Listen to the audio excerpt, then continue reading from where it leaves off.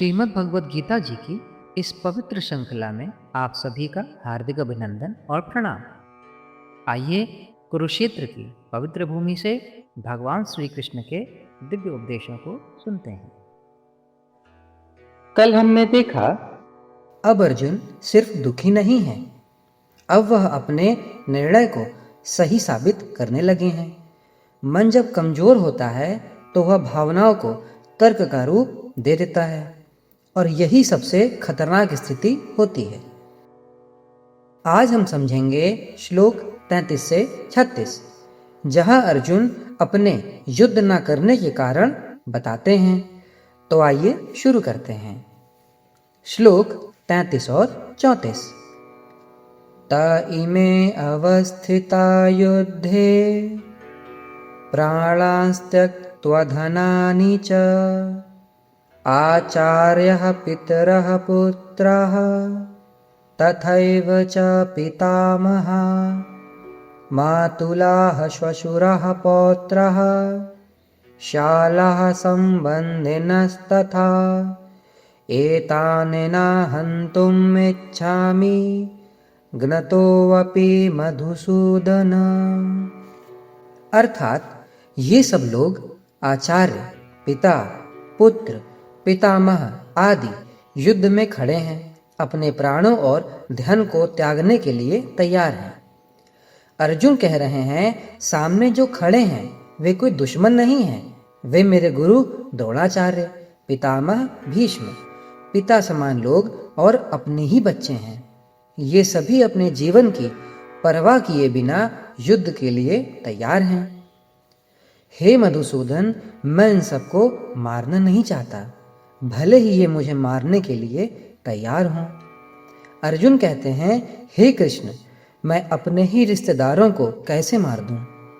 चाहे ये मुझे मार दें, लेकिन मैं इन पर हथियार नहीं उठाना चाहता।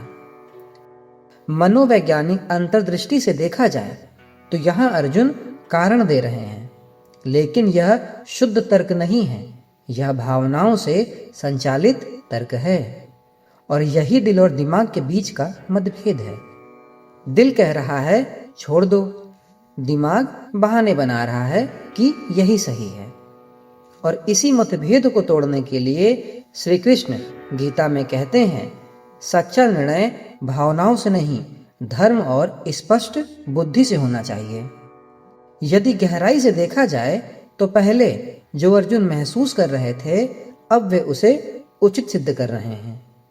जीवन की सीख यह मिलती है कि जब हम भावनात्मक रूप से जुड़े हुए होते हैं तो हम अपने निर्णय को सही साबित करने के लिए लॉजिक यानी तर्क ढूंढ ही लेते हैं। श्लोक 35। अपि त्रैलोक्य राजयस्य हेतोः किं नु मही कृते निहत्य धार्तराष्ट्रनः का प्रीतिः स्याज् जनार्दन। अर्जुन कहते हैं, हे मधुसूदन, मैं इन सबों से लड़ने को तैयार नहीं, भले ही बदले में मुझे तीनों लोक ही क्यों न मिलते हों। इस पृथ्वी की तो बात ही छोड़ दें। हे जनार्दन, भला धृतराष्ट्र के पुत्रों को मारकर हमें कौन सी प्रसन्नता मिलेगी? और गहराई से समझा जाए तो यहाँ अर्जुन पूरी तरह भावनाओं के प्रभाव में है। वह कह रहे हैं, राज्य, शक्ति, जीत कुछ भी इन अपनों से बड़ा नहीं। यहाँ मोह इतना बढ़ गया है कि कर्तव्य और धर्म पीछे छूट रहा है। यहाँ एक प्रभावशाली कथन है कि जब अर्जुन कहते हैं, मैं इन्हें नहीं मारूंगा चाहे कुछ भी हो जाए, यह एक अत्यधिक कठोर और अंतिम कथन है, क्योंकि इसमें कोई समझौता या विकल्प नहीं बचता। मनोवैज्ञानिक अंतर्दृष्टि से देखा जाए तो जब भावनाएं चरम पर होती हैं तो व्यक्ति पूर्ण कथन देता है, जैसे मुझे कुछ नहीं चाहिए, मैं कभी नहीं करूंगा। और गहन सत्य यह है कि यह स्थायी निर्णय नहीं है, यह अस्थायी भावनात्मक अवस्था है। जीवन की सीख यह मिलती है कि अत्यधिक भावनाएं अत्यधिक फैसले को जन्म देती हैं। लेकिन दोनों ही भरोसेमंद नहीं होते। अर्थात जब भावना हद से ज्यादा हो जाए तो फैसला भी हद पार कर देता है और दोनों ही भरोसे के लायक नहीं रहते। श्लोक 36। पाप में वाष्टये दस्मान हत्वेतान ततायिनः तस्मान्नार्ह वयं हन्तुं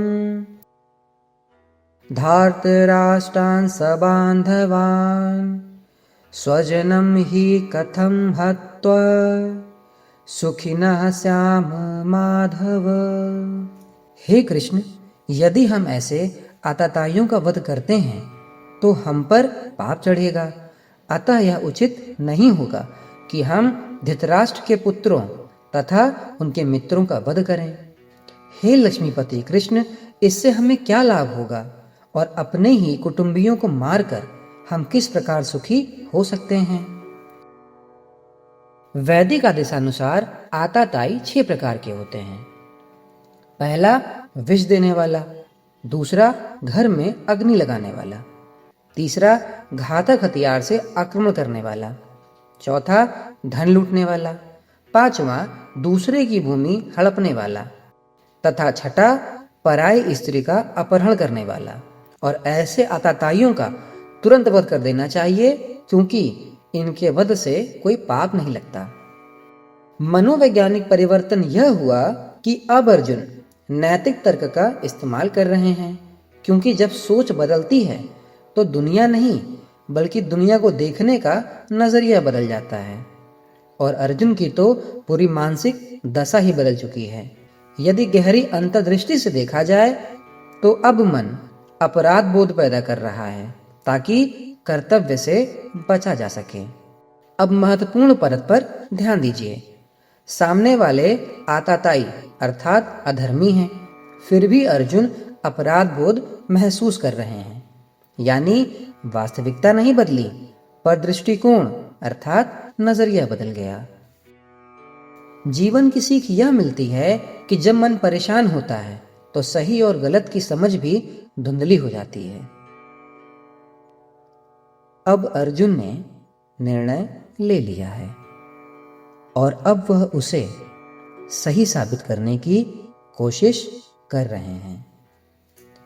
गहरी व्याख्या की जाए तो यहाँ 3 महत्वपूर्ण चीजें होती हैं। पहला, भावना अब तर्क का रूप ले चुकी है। दूसरा, लगाव अब धर्म और नैतिकता की भाषा बोल रहा है। तीसरा, भ्रम अब निश्चित निर्णय जैसा महसूस हो रहा है। वास्तविक जीवन में उपयोग देखें तो हम सब कभी न कभी ऐसा करते हैं। पहले फैसला कर लेते हैं, फिर उसे सही ठहराने के लिए तर्क ढूंढते हैं। यह एक खतरनाक तरीका है। आज के श्लोक हमें क्या सिखाते हैं? पहला, भावनाएं तर्क को प्रभावित करती हैं। दूसरा, हम अपने निर्णयों को सही ठहराने लगते हैं। तीसरा, अत्यधिक भावनाएं गलत निष्कर्षों का परिणाम हो जाती हैं। चौथा, अशांत मन नैतिकता को भी विकृत कर देता है। कल हम देखेंगे कि अब अर्जुन भविष्य की कल्पना करेंगे। वह बताएंगे इस युद्ध के बाद क्या होगा। कल मिलते हैं श्लोक 37 से 40 के साथ, जहां परिणामों का भय सामने आएगा। यदि आप अपने निर्णय लेने की प्रक्रिया को समझना चाहते हैं तो इस यात्रा को जारी रखें। तब तक के लिए जय श्री कृष्ण।